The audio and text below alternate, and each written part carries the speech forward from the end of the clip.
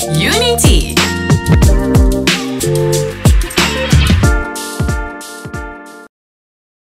Hai, bertemu kembali dalam Unity episod ke-8 presented by Rakan Muda. Hari ini I bawa special daripada Puncak Alam UiTM. Kita ada Nurul Rauda Nasuha. Hai. I juga crowd. Okay. Bagi ramai. Selaku Jabatan Perwakilan College JPK. JPK tu apa? Basically JPK ni stand for Jawatan Kuasa Perwakilan College sebenarnya. Dia bukan jabatan. Jawatan. Maafkan saya lah. Saya pun ikut skrip. Okay. Jawatan guys. Jawatan Kuasa Perwakilan College. Okay. So, sebelum kita tanya apa Jawatan Kuasa Perwakilan College ni buat sebenarnya, cuba perkenalkan diri sikit. Universiti, fakulti mana. Dia ni interesting tau. Teruskan.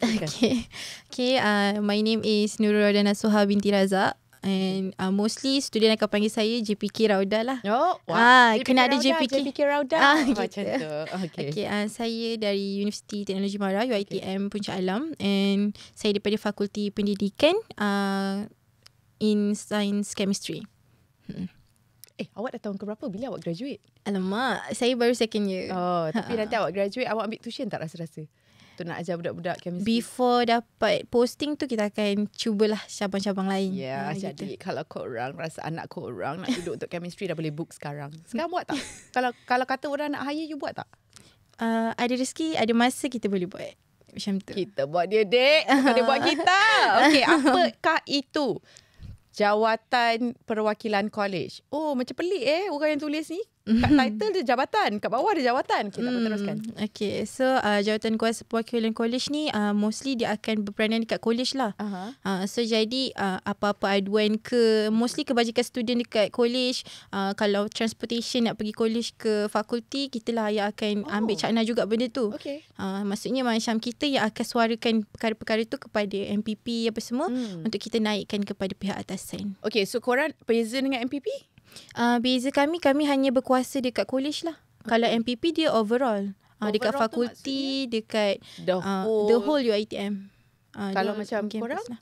Kalau kami macam dekat kampus saya ada 5 college. So jadi saya College Dahlia. So saya kat College Dahlia je lah. Kami akan mewakili 4,000 student yang kat Dahlia saja. Faham. So korang macam pengawas sikit lah. Boleh lah. Okay, pengawas. Itulah. Sebab tu panggil JPK Rauda tu. Gitu. You boleh selain daripada suara untuk student-student, apa lagi you boleh buat? Apa di bawah kuasa, bidang kuasa you? Okay. Boleh saman orang tak? Yang tu tak sampai situ lagi lah. Sebab kita ada yang paling atas. Okay. So macam kami yang akan buat program. Dan macam kalau ada student komplain pasal student lain kita boleh usulkan benda tu kepada kalau kat sana kita panggil staff resident college, which is SRK. Dia macam warden lah kat sana. So kita yang boleh keluarkan saman tu SRK ni lah. Dia orang yang akan saman macam mana lah? Saman in term of contoh, kalau dari segi sasiat rupa diri ke, kalau macam dekat dalam bilik dia vaping or rokok ada ke, macam tu, benda-benda yang tata tertib. Macam tu. Faham. Baik, interesting Kenapa dia tak keluarkan lesen untuk awak saman orang? Mesti awak lagi seronok jadi JPK kalau mungkin sebab kami student, so dia tak nak ada salah guna kuasa tu. Dia tak nak bias. Yes. Baguslah. Okay, lepas ni kita nak tanya student mana yang layak duduk college. I pun tak tahu dari segi apa. Kita kena double check sikit skrip I ni. Tapi semuanya sekejap lagi. Korang duduk diam-diam. I'll be right back.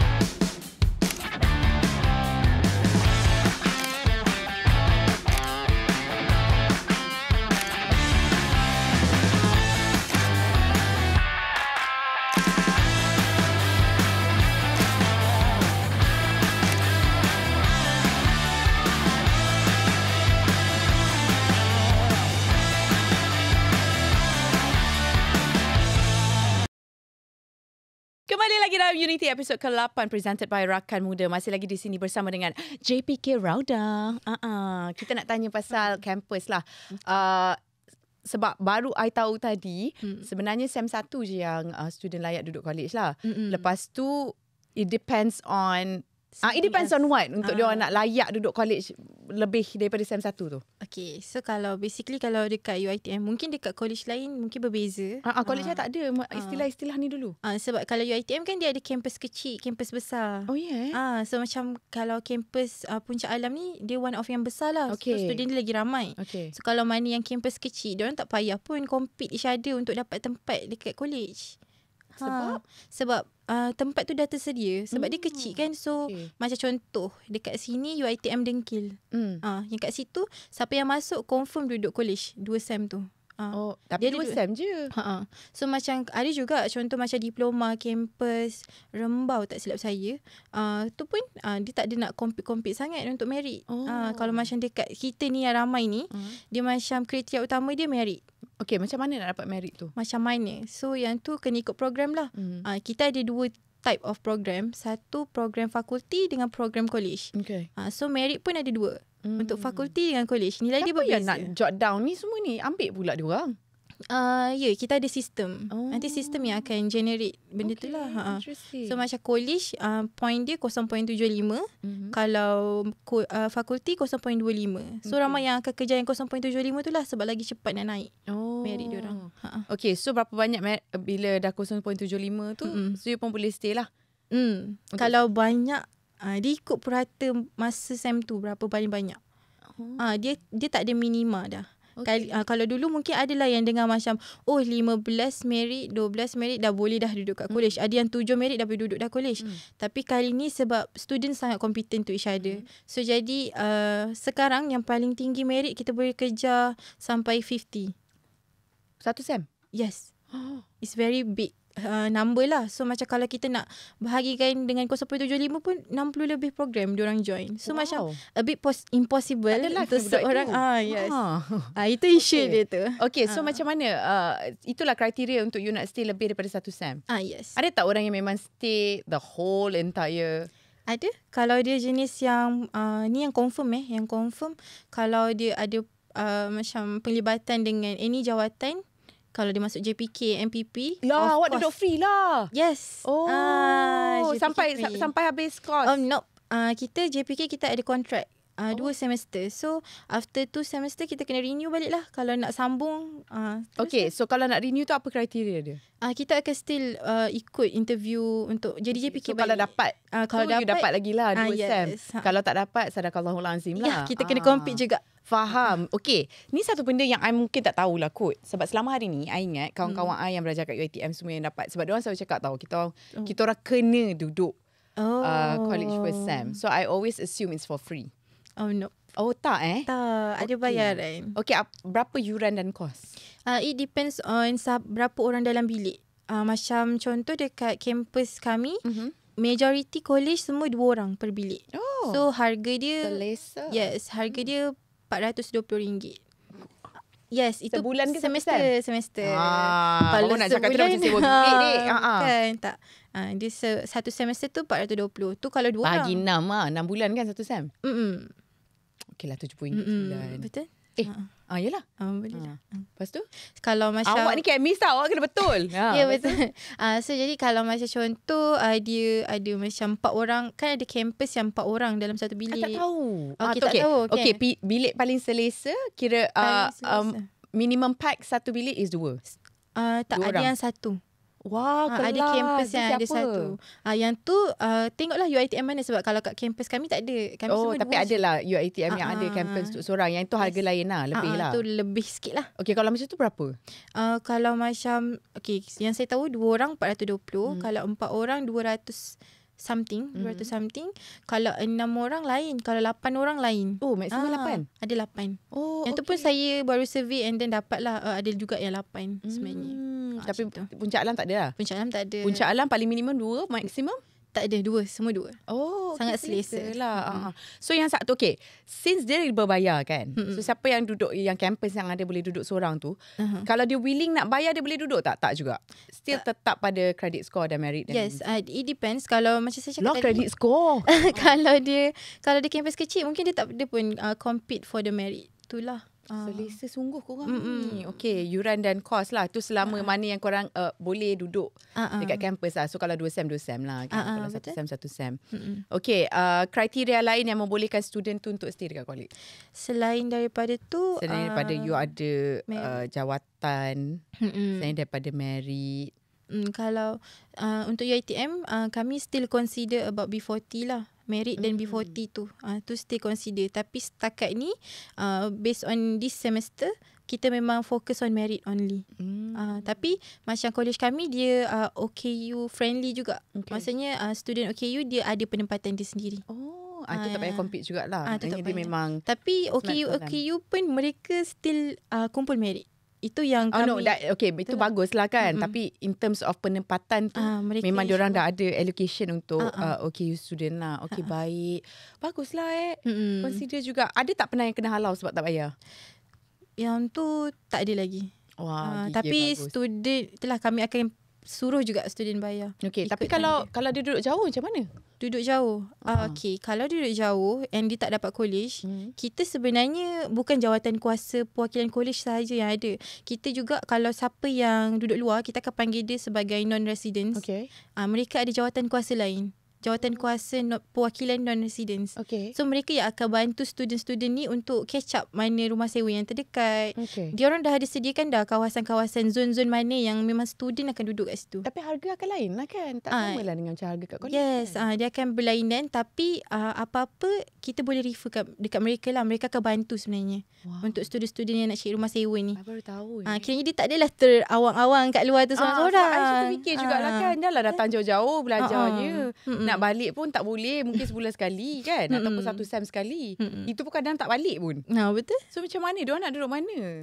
Rupanya ada perwakilan yang mewakili non-residents. Alright, lepas ni we're gonna get into the real tea. Jeng. Nak tahu apa? Kena duduk student diam sekejap lagi, datang balik.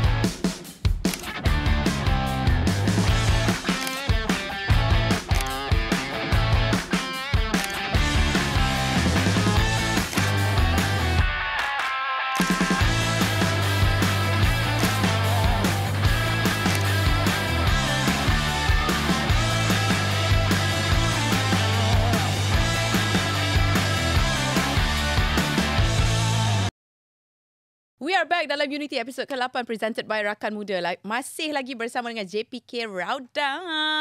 Now, kita nak tanya the real tea. Rumah I ni kalau tak gosip kan, dia tak boleh tau. I memang suka ajak orang berdosa berjemaah dengan bergosip macam ni.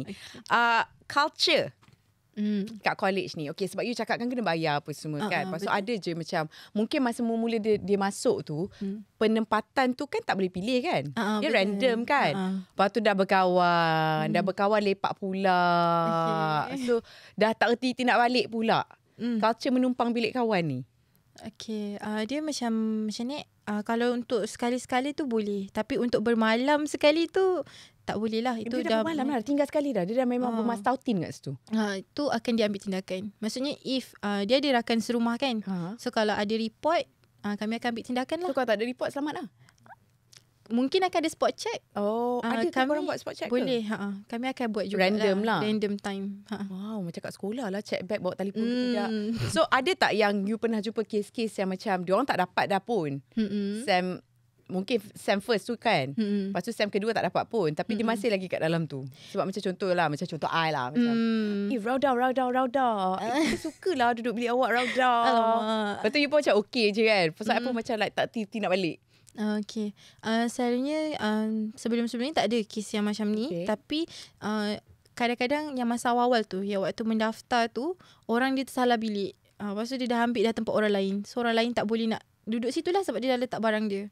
Tapi kalau yang macam tu, selalunya mereka akan memang laporkan teruslah kat kami. So nanti kami akan naik, pergi tengok, and kita kena tahu dululah siapa. Kalau macam kita tak tahu gerangan orang tu siapa, kami akan buat siasatan dalam rumah tu sendirilah. Maksudnya tengok siapa yang ada kat rumah ni.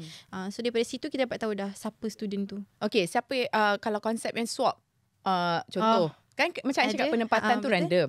Tiba-tiba I macam like, Rauda, kita suka lah duduk rumah dengan awak, Rauda. Kita swap dengan kawan awak tu, apa nama dia? Fina contoh.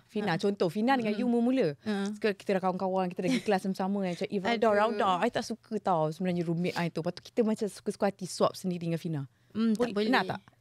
Ada, banyak je. Ada yang student bagi tahu kita juga macam, akak boleh tak kalau saya nak tukar dengan kawan saya ni, sebab saya nak duduk dengan dia lah. Saya dah biasa duduk dengan dia. Tapi jawapan is no lah. It's always no. Sebab memang kita budak yang dapat dekat situ, kita tak boleh nak halau dia sebab dia pun tak tahu dia ada kawan ke tak. So jadi kita nak ada keadilan tu. So just go on dengan apa yang kita dapat lah. Alah, takkan tak boleh bincang. Tiba. Alah, takkan tak boleh bincang. Bolehkan lah. Kalau jenis yang ada anxiety pula tu. Kalau dia ada case, kalau dia ada macam, dia memang ada isu lah. Medical case lah. So kalau yang tu, dia akan dibincangkan dulu lah. Boleh consider lah. Tapi kena valid. Yes, medical kena ada issue. Medical report bukan tu. Macam tiba-tiba lah pula datang anxiety-nya. Okay, faham. Penyelesaian untuk rayuan student yang tak jumpa ataupun dapat rumah sewa. Okay. Kalau yang macam tu, macam saya cakap tadi, kita ada jawatan kuasa perwakilan non-residents. Mereka yang akan bantu. Okay. Kalau macam yang tak dapat college, sebab awak dalam college kan? So kalau yang untuk residents lah. Untuk kami, if kalau ada kosong, sebab selalunya student part 1 ni, semester 1, dia ada choice untuk tak nak duduk juga. Orang yang dapat college pun kadang-kadang macam tak nak lah, nak ikut kawan lah duduk luar. So akan ada possibility untuk ada kekosongan dekat college. Tapi macam college saya selalunya penuh. Sebab kami one of the college yang terbaru dan orang kata paling selesa. Nak compare dengan yang lain lah. College sama kan lama. So jadi mungkin akan ada kekosongan dekat college lain. Kami akan bantulah juga untuk hebahan kalau ada. Tapi macam jauh sikit lah. College kami yang lain tu tak adalah jauh mana. 2-3 minit jalan kaki dah sampai dah. Tapi bukanlah macam in the campus itself lah kan. Macam you Dahlia tadi kan cakap kan. Betul. So kalau macam tu senang sikit lah. Sebab geng-geng yang sama. Faham? Okay, ini.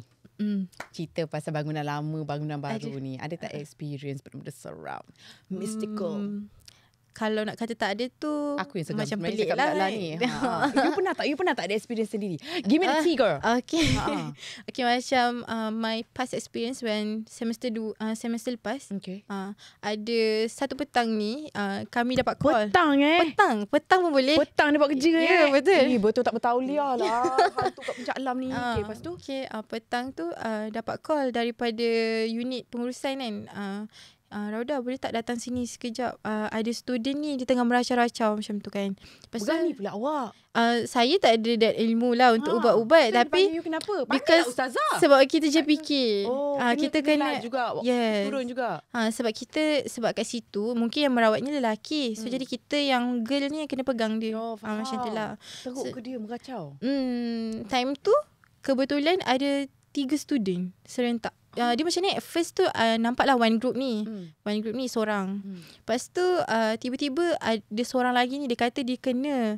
Tapi dia macam dah baik, dia balik. Tapi sebenarnya bukan dia yang balik bilik tu. Faham tak? Maksudnya dia still tak sedar lagi gitu. Alamak. Itu baru student kedua. Okay. Pasal yang kejap, dia kata dia balik maksudnya rumah. Balik bilik lah. Kawan dia nampak dia pack barang apa semua nak balik rumah. Bukan. Maksudnya dia balik rumah college. Dia masuk college lah. Dia masuk bilik dia. Bilik kat college. Bukan dia. Kiranya orang kata dia dah sedar lah. Maksudnya dia dah tak kena tu lagi. Tapi sebenarnya benda tu still ada lagi kat dalam dia.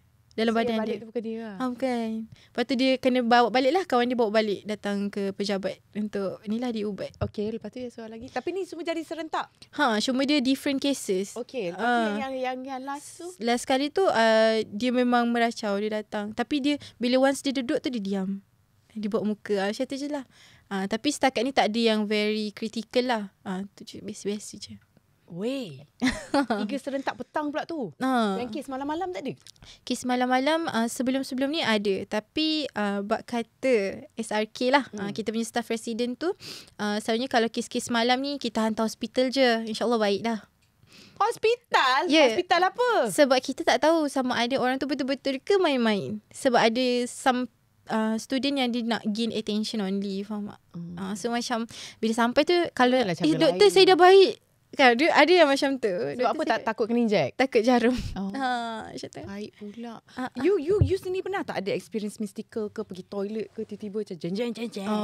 Setakat ini selamat lah. Dekat college kami selamat. Tapi you takut tak sebenarnya kalau you turun-turun kes histeria ni? Lepas juga ada dengan stigma lah. Yang macam orang selalu cakap bila masuk sem pertama, especially UiTM, mesti kena. Mesti ada kes histeria. At least satu. Betul ke? Masa kita SEM 1 tak ada. Serius tak ada? College you je kot, Dahlia tu. Check college sebelah-sebelah. Tapi yang bagusnya dekat, bukan bagus, yang specialnya dekat Dahlia ni, kami semua perempuan. Apa you cuba cakap kan? Maksudnya, selalunya kes-kes like hysteria ni, it's always happen dekat tempat yang komunitinya perempuan. Kan? Tapi when I dah masuk dekat sini, tak ada pun, maksudnya benda tu tak meluas pun. Maksudnya selamatlah kita kat situ. Okay. Tapi you sendiri tak pernah ada experience personal yang menakut-nakutkan lah? Ke tak nak cerita ni? Kau ni aku macam my housemate. My housemate. Jeng. Okay, my housemate. Korang memang duduk dua orang? Tak, dia macam rumah. Dia macam apartment. Okay. Rumah apartment. Dalam tu ada berapa orang? Dalam tu ada 8 orang. Kita ada 4 bilik. Macam tu. Dua-dua lah. Okay. Ni baru je jadi. Bilik lain lah tapi? Bilik lain. Okay. Dia bilik bawah ke atas? Di bilik Loh, bawah. tanya. Kami semua ada satu. Level 1. Okay. So, jadi time tu dia dekat bilik. Kat bilik kan. Okay. Awak pun takut? Sebab dia happen dekat rumah kita. Kita takut tak? Tak apalah. Okay. Lepas tu, siang macam ni. So, jadi dia jadi malam ke siang? Malam. Pagi, subuh. Astaghfirullahaladzim. Yes. Time subuh. Hantu-hantu dekat Puncak Alam ni dia memang unik sikit. I rasa dia confused lah. Dia jet lag kot. Ni hantu import ni I rasa. Kan? Orang selalu keluar malam. Dia keluar pagi, petang. I rasa diorang ni jet lag lah. Okay. Lepas tu teruskan. Okay. Dia macam time tu, pagi tu dia tersedar dalam pukul 5 lebih lah macam tu kan. Lepas tu dia nampak roommate dia ni bangun dan pergi dekat almari. Dia berdiri kat almari lah. Macam tu kan. Pandang almari? Kat situ. Dia tak membelakangi dia lah. Time tu dia kat katil kan. Lepas tu, lepas dia dah tengok tu, dia macam, okey lah, tak apalah, nak tidur balik. Mungkin dia nak mandi, nak solat ke kan. So, dia tidur balik. Tiba-tiba, ada orang, masa dia pusing, membelakangi orang tu balik, kawan dia tu, ada orang tepuk dia punya katil. Macam, pop-pop. Macam tu. Okay. Lepas tu dia macam, kacau lah, tak apalah, tidur je. Lepas tu berapa minit after that nak subuh tu kan, dia bangun, dia tengok, dia kejut kawan dia tu, kata, tadi kau ada bangun ke? Tak adalah, aku baring je dia tadi. Maksudnya dia baru bangun ni. Paling-paling pun dia hembus hingus je time tu sebab dia demam. Macam tu je, dia tak ada berdiri pun. Lah penampakan. Macam tu lah. Cuma dia tak perasan ada orang ketak dekat katil time tu, katil kawan dia tu. Dia tak ada nak tengok mama-mama kan, tak expect kan. Itulah paling news. Lepas tu korang semua digemparkan dengan berita ini. Lepas tu korang semua tak takut ke? Itu diam je. Tapi InsyaAllah tak ada lah. InsyaAllah tak ada. Mana awak tahu sekali roommate awak nampak awak. Tu roommate awak ke? Bukan. Okay. Tak tahu kan.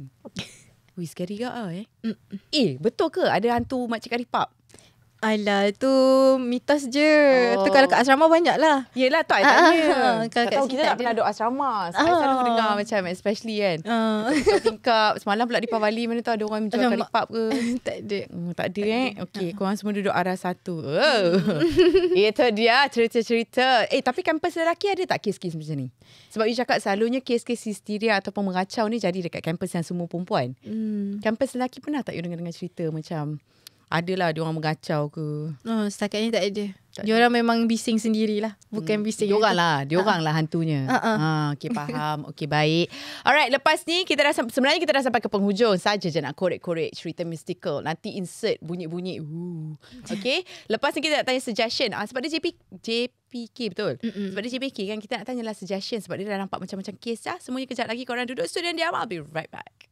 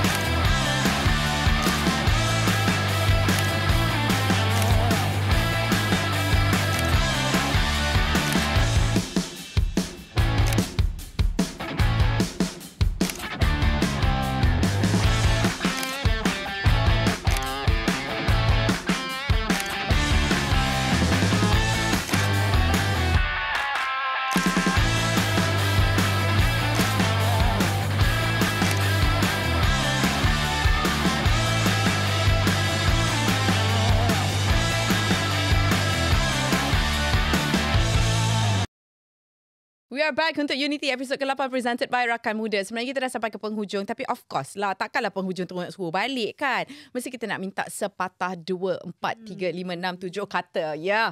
Okay, you JPK. You dah lalui fasa-fasa pemilihan student, student histeria lah, student nak swap bilik lah, macam-macam kehennya. Budak-budak ni kan panjang akal sikit kadang-kadang. So untuk you lah, apa you rasa suggestion ataupun maybe steps untuk menambah baikkan proses nak filter student-student yang boleh duduk college ni? Okay. So basically untuk sistem kita tak boleh nak buat apa sangat lah sebab tu antara UiTM sendirilah kan sistem. So jadi mungkin kami jawatan kuasa yang akan cuba memperbaikilah sistem tu dari segi mekanisme merit tu. Sebab sebelum ni ada isu di mana student dapat merit daripada secara percuma. Maksudnya dia tak datang program tapi dia dapat link tu untuk dapat merit. Macam mana? Sebab setiap program kita ada link kehadiran untuk kita tahulah kita datang program tu kan.